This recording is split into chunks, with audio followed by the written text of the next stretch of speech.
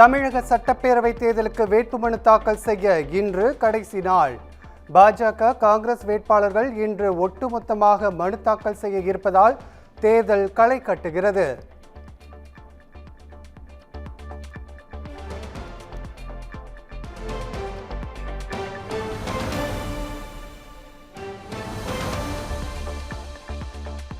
எடப்பாடி தொகுதியில் இன்று வேட்புமனு தாக்கல் செய்கிறார் அதிமுக பொதுச் செயலாளர் எடப்பாடி பழனிசாமி.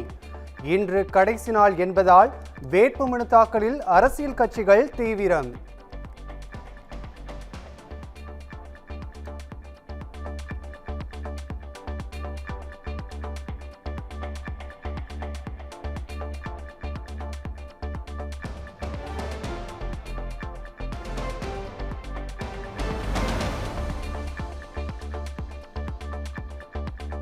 தேர்தல் நடைபெறும் 5 மாநிலங்களில் இதுவரை 650 கோடி ரூபாய் மதிப்பிலான ரொக்கம், போதைப்பொருள் மற்றும் மதுபானங்கள் பறிமுதல்.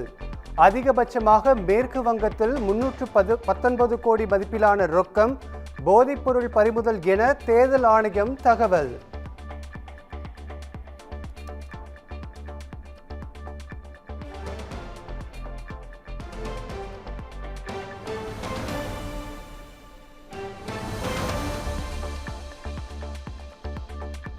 தமிழக சட்டப்பேரவை தேர்தலில் 35 ஆண்டுகளில் முதன்முறையாக ஒரு பிராமண வேட்பாளர் கூட மனு தாக்கல் செய்யவில்லை. எல்லா அரசியல் கட்சிகளும் ஒட்டுமொத்தமாக பிராமண சமுதாயத்தை புறக்கணித்தனர்.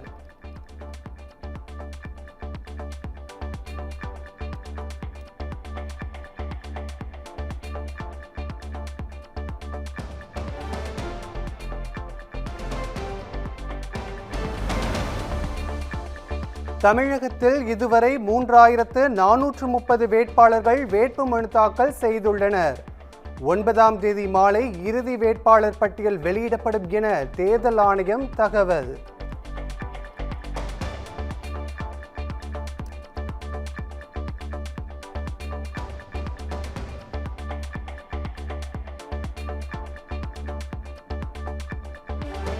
பேரவைத் தேர்தலுக்கான ஒருங்கிணைந்த வாக்காளர் பட்டியல் இன்று இறுதி செய்யப்படுகிறது.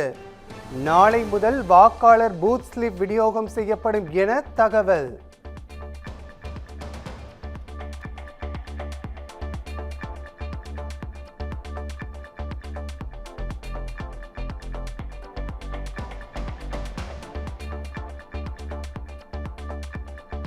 சென்னை வில்லிவாக்கம் உள்பட 5 இடங்களில் இன்று நடைபெறவிருந்த விஜயின் பிரச்சாரம் திடீர் ரத்து. போலீசார் அனுமதித்த நேரத்திற்குள் பிரச்சாரத்தை முடித்துவிட்டு மற்றொரு இடத்திற்கு செல்ல காலதாமதம் ஆகும் என்பதால் பிரச்சாரம் ரத்து.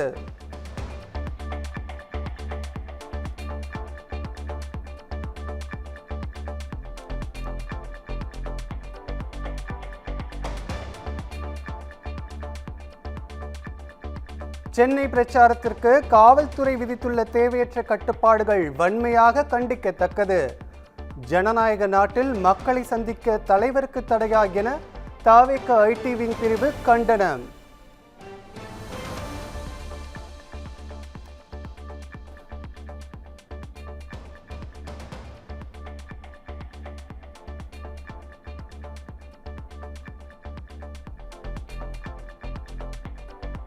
தாவேக ஐடி விங் அலுவலகத்திற்கு சென்று விஜய் ஆலோசனை.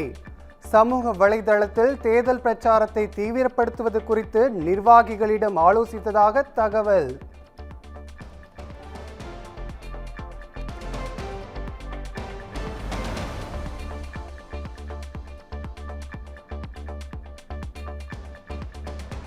முதலமைச்சர் மு.க. ஸ்டாலின் இன்று 3ஆம் கட்ட பிரச்சாரத்தை தொடங்குகிறார். புதுச்சேரியில் திமுக கூட்டணி வேட்பாளர்களுக்கு ஆதரவாக வாக்கு சேகரிக்கிறார்.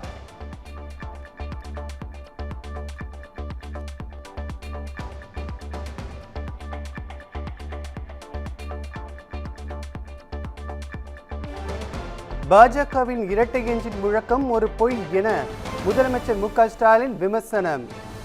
மத்திய அரசுக்கு மாநில அரசு அடிமையாக இருப்பது எந்த நன்மையையும் அளிக்காது என்றும் விளக்கம்.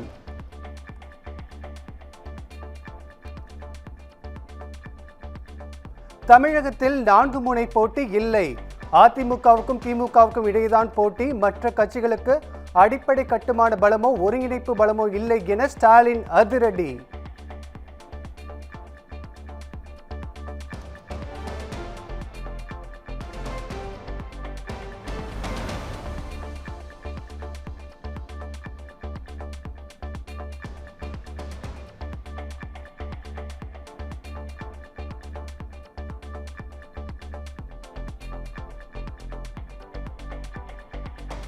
தமிழ்நாட்டில் திமுக இருக்கும் வரை மும்மொழி கொள்கையை அனுமதிக்க மாட்டோம். முதலமைச்சர் மு.க. ஸ்டாலின் திட்டவட்டமாக அறிவிப்பு.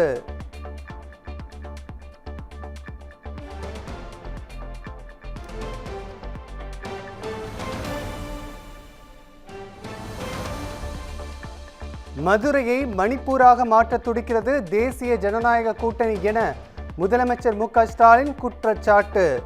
கலவரத்தை தூண்ட நினைத்தவர்களின் சதியை மதுரை மக்கள் முறியடித்தார்கள் என்றும் திருமங்கலத்தில் பிரச்சாரம்.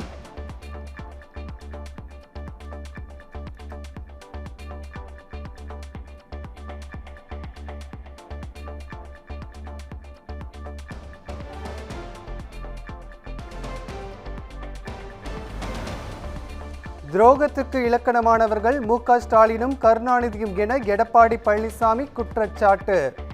அதிமுகவை பற்றி பேச திமுகவுக்கு தகுதி இல்லை என நெய்வேலி பிரச்சாரத்தில் ஆவேசம்.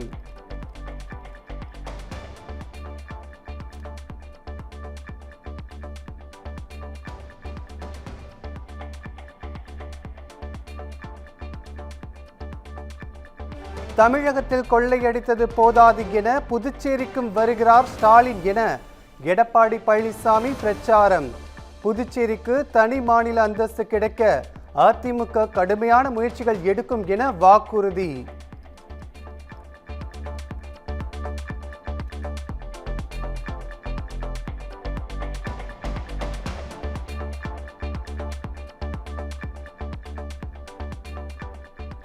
கோவை வடக்கு தொகுதி பாஜக வேட்பாளர் வானதி சீனிவாசன் அறிமுக கூட்டம். பாஜக மற்றும் கூட்டணி கட்சியினர் பங்கேற்ற நிலையில் அண்ணாமலை வராததால் கட்சியினர் ஏமாற்றம்.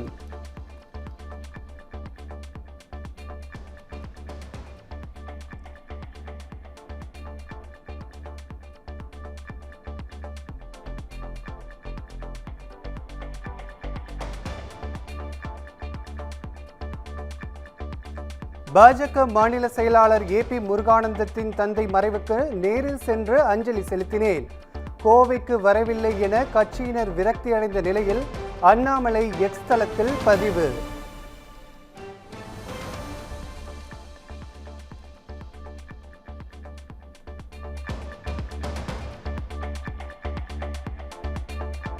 கோவையில் பாஜக வேட்பாளர் வானதி சீனிவாசன் இன்று வேட்புமனு தாக்கல் செய்கிறார். வானதி சீனிவாசனுக்கு ஆதரவாக அண்ணாமலை இன்று பிரச்சாரம் என தகவல்.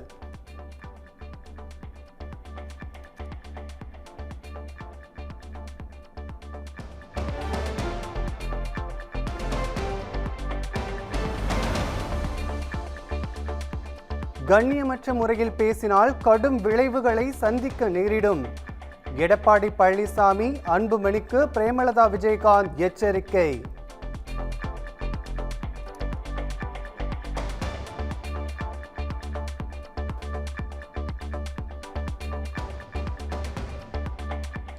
மத்திய உள்துறை அமைச்சர் அமித்ஷா, மக்களவை எதிர்க்கட்சி தலைவர் ராகுல் காந்தி இன்று சென்னை வருகை. விமான நிலையத்தில் கட்சி நிர்வாகிகளுடன் முக்கிய ஆலோசனை நடத்த உள்ளதாக தகவல்.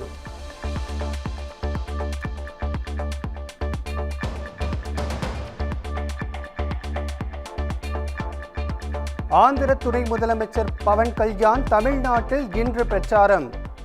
நாகர்கோவில் தொகுதியில் பாஜக வேட்பாளர் எம்.ஆர். காந்திக்கு ஆதரவாக வாக்கு சேகரிக்கிறார்.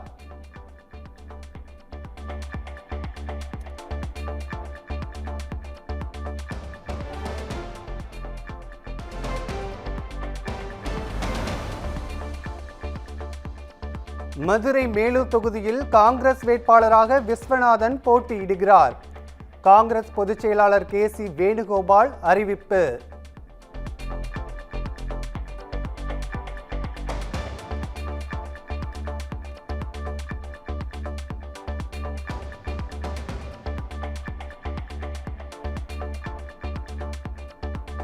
ராணிப்பேட்டை தொகுதி திமுக வேட்பாளர் திடீர் மாற்றம். 7வது முறையாக அமைச்சர் ஆர் காந்திக்கு வாய்ப்பு வழங்கியது திமுக.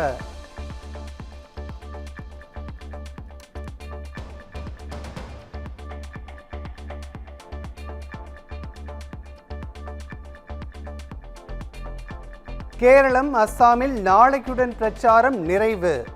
உச்சக்கட்ட வாக்கு சேகரிப்பில் அரசியல் கட்சிகள்.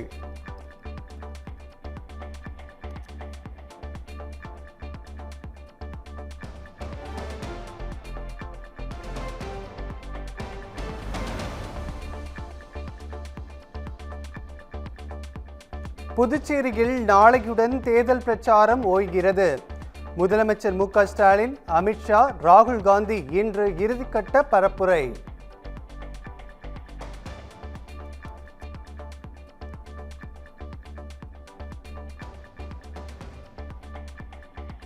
கூட்டணி கட்சிகளின் வளர்ச்சியை முடக்கும் வகையில் செயல்படுகிறது திமுக. வில்லிவாக்கம் தொகுதி தவேக வேட்பாளர் ஆதவ் வர்ஜினா விமர்சனம்.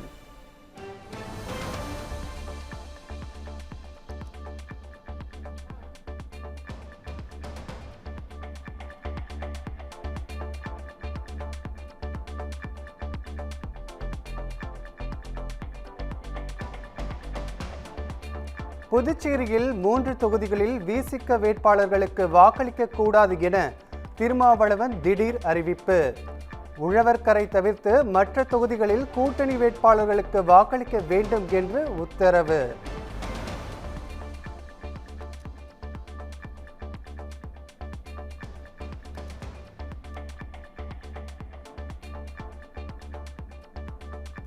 மூன்று தொகுதிகளின் பாமக வேட்பாளர்கள் மாற்றம் என ராமதாஸ் அறிவிப்பு.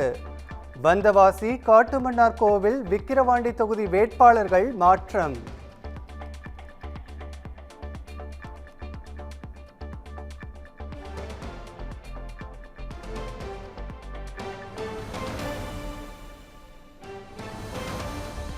தவிக தலைவர் விஜய் மனதில் பாஜக இருப்பதால் தான் பாஜக வேட்பாளர் பெயரை கூறி பிரச்சாரம்.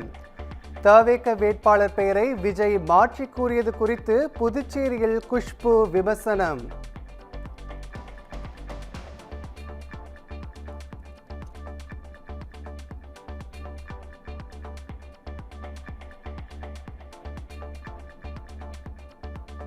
அரியலூரில் இரவு 10 மணிக்கு மேல் பிரச்சாரத்தில் ஈடுபட்டதால் சீமான் வேட்பாளர்கள் உள்பட 6 பேர் மீது வழக்கு பதிவு. தேர்தல் நடத்தை விதிகளை மீறி பிரச்சாரம் என விஏஓ அளித்த புகாரில் போலீசார் நடவடிக்கை.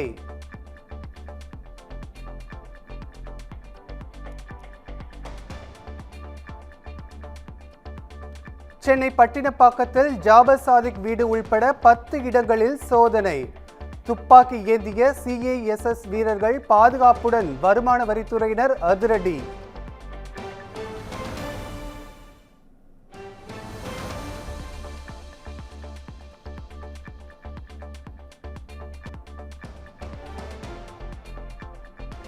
காதலிக்கும் போது கொடுத்த பணத்தை திருப்பி கேட்டதால் ஆத்திரம். கல்லூரி மாணவரை காரில் கடத்தி தாக்கிய காதலி உள்பட 4 பேர் கைது.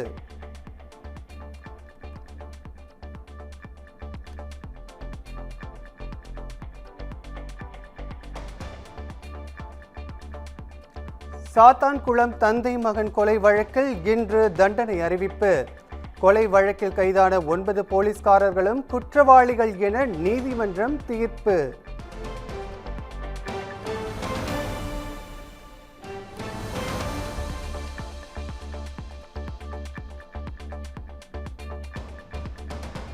வணிக சிலிண்டர் தட்டுப்பாடு காரணமாக உணவு வகைகளின் விலை கடும் உயர்வு. அதிகபட்சமாக இட்லிக்கு 10 ரூபாயும், தோசை, பொங்கல், பூரிக்கு 20 ரூபாயும் உயர்வு.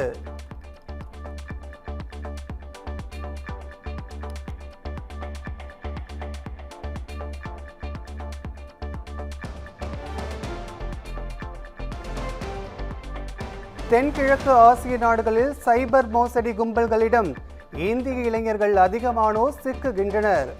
வெளிநாடுகளுக்கு வேலைக்கு செல்வோர் கவனமுடன் இருக்க கோவை மாநகர காவல்துறையினர் எச்சரிக்கை.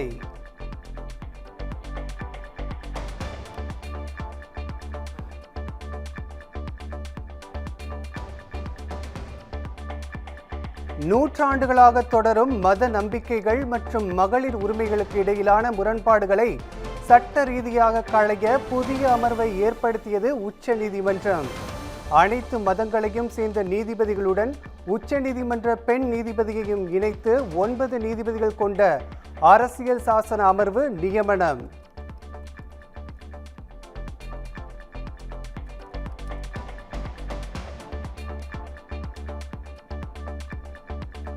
வங்காளதேசம் ஆற்று வழியாக இந்தியாவிற்குள் ஊடுருவலை தடுக்க எல்லை பாதுகாப்பு படையினர் ஆற்றில் முதலைகளையும் பாம்புகளையும் இறக்கிவிட்டனர். நீந்தி வா அல்லது மடிந்து போ என்று ஊடுருவல்காரர்களுக்கு கடும் எச்சரிக்கை.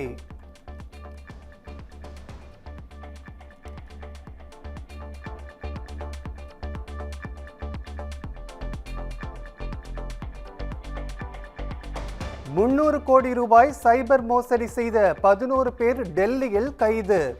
கம்போடியாவில் இயங்கும் சர்வதேச இணைய மோசடி கும்பலுடன் தொடர்பில் இருந்தது விசாரணையில் கண்டறியப்பட்டுள்ளது.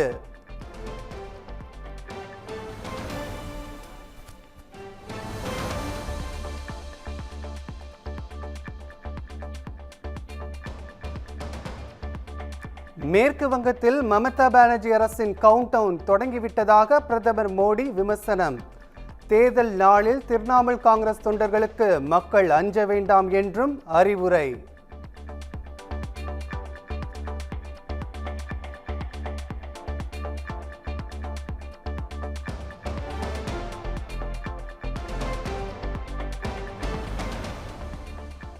மேற்கு வங்கத்தில் நீதித்துறை அதிகாரிகள் சிறைபிடிக்கப்பட்ட சம்பவத்திற்கு பிரதமர் மோடி கடும் கண்டனம். மமதா தலைமையில் காட்டு ஆட்சி நடப்பதாக விமர்சனம்.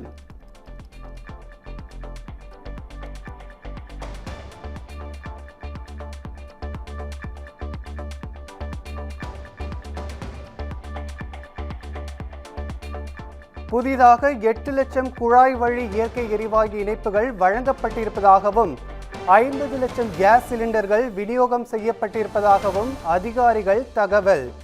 தட்டுப்பாடு ஏற்படுவதற்கான வாய்ப்பே இல்லை என்றும் 80% வர்த்தக சிலிண்டர்கள் தேவைகளும் பூர்த்தி செய்யப்பட்டிருப்பதாகவும் விளக்கம்.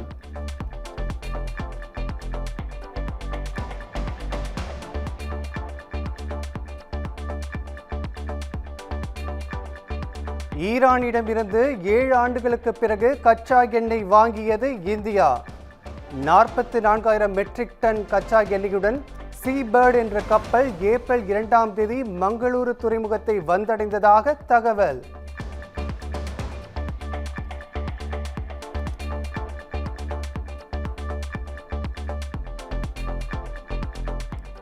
ஈரான் போர் காரணமாக மே 31ஆம் தேதி வரை இஸ்ரேலுக்கு விமான சேவைகளை நிறுத்துவதாக ஏர் இந்தியா அறிவிப்பு.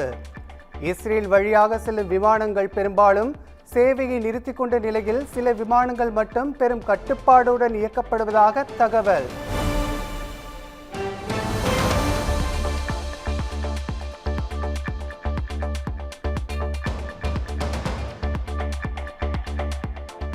ஜம்மு காஷ்மீரில் கடுமையான நிலச்சரிவால் ஜம்மு ஸ்ரீநகர் நெடுஞ்சாலை உள்ளிட்ட ஏராளமான சாலைகள் சேதம். குவிந்து கிடக்கும் இடிபாடுகளை அகற்ற இராணுவத்தினர் துரித நடவடிக்கை.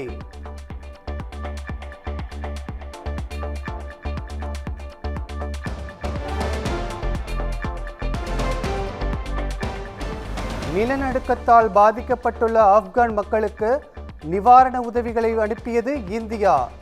உணவுப் பொருட்கள், மருந்துகள், சமையல் பாத்திரங்கள், படுக்கைகள், போர்வைகள் உள்ளிட்ட நிவாரணப் பொருட்கள் அனுப்பி வைப்பு.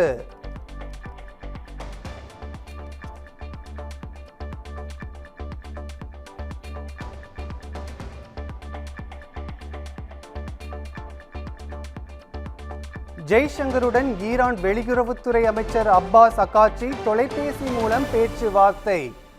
ட்ரம்ப் 48 மணி நேரம் கெடு இன்றுடன் முடிய உள்ளதை முன்னிட்டு மத்திய கிழக்கில் ஏற்பட்ட பதற்றமான சூழ்நிலை குறித்து ஆலோசனை.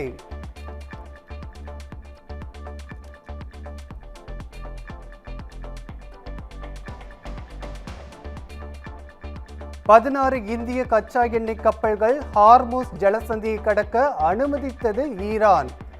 சமையல் எரிவாயு கப்பலான ஜக் விக்ரம் உள்ளிட்ட கப்பல்கள் ஆபத்தான பகுதியை கடந்து இந்தியா நோக்கி வருவதாக தகவல்.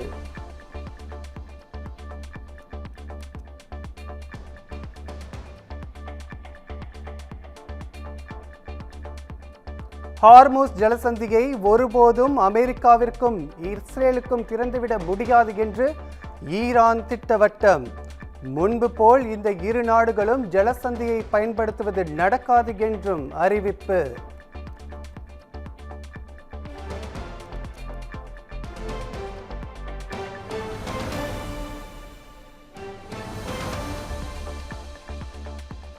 ஈரான் மீதான தாக்குதல் இடைநிறுத்தல் நேரத்தை மேலும் 24 மணி நேரம் நீட்டித்தார் ட்ரம்ப்.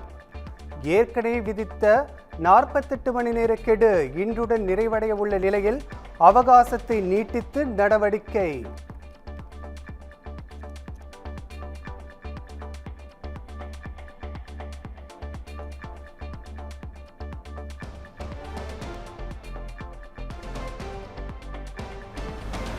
ஈரானின் எண்ணெய் வளங்கள், மின் நிலையங்கள், கட்டுமானங்களை தகர்ப்போம் என்ற ட்ரம்பின் மிரட்டலுக்கு ஈரான் கடும் எதிர்வினை.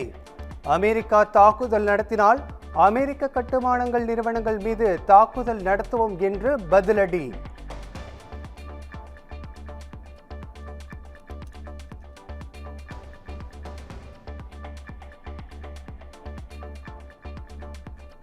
இஸ்ரேலின் ஹைஃபா நகரில் ஏவுகணை தாக்குதல் நடத்திய ஈரான். பல கட்டிடங்கள் இடிந்த நிலையில் 2 உடல் மீட்பு.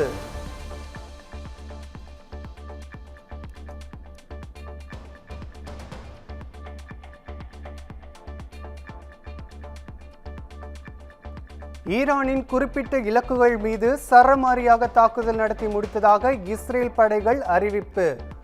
நள்ளிரவில் குடியிருப்பு பகுதிகளில் இஸ்ரேல் நடத்திய தாக்குதலில் 10 வயதுக்குட்பட்ட 6 குழந்தைகள் உள்பட 13 அப்பாவி மக்கள் உயிரிழந்ததாக ஈரான் கண்டனம்.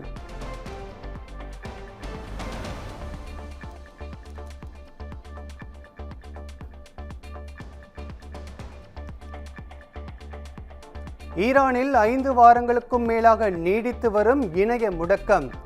வரலாற்றில் முதல் முறையாக நாடு முழுவதும் அதிக காலம் இணையமின்றி தவிக்கும் சூழல்.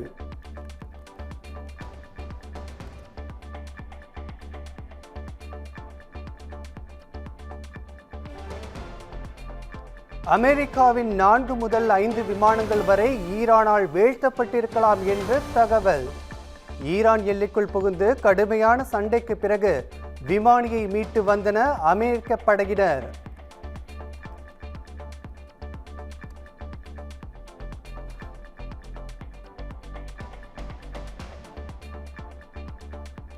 சவுதி அரேபியாவில் சட்டவிரோதமாக தங்கியிருந்த வெளிநாட்டினர் 14,000 பேர் கைது. விசா காலம் முடிந்த பிறகு தங்கியுள்ளவர்களுக்கும் சட்டவிரோதமாக ஊடுருவியவர்களுக்கும் போலீஸ் வலைவீச்சு.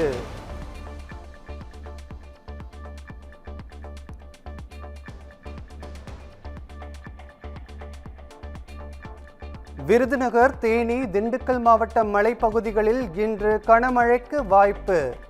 சென்னை வானிலை ஆய்வு மையம் எச்சரிக்கை.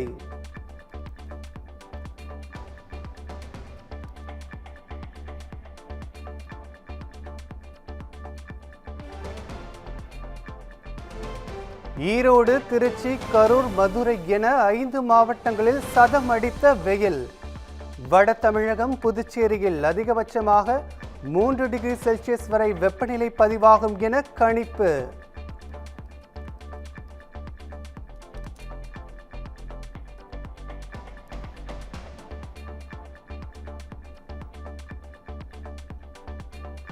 விஜய் நடித்துள்ள ஜனநாயகன் படம் மே 7ஆம் தேதி வெளியாகும் என தகவல். மறு தணிக்கைக்காக படத்தை மத்திய சான்றிதழ் வாரியம் பார்த்த நிலையில் பட தயாரிப்பு நிறுவனம் முடிவு.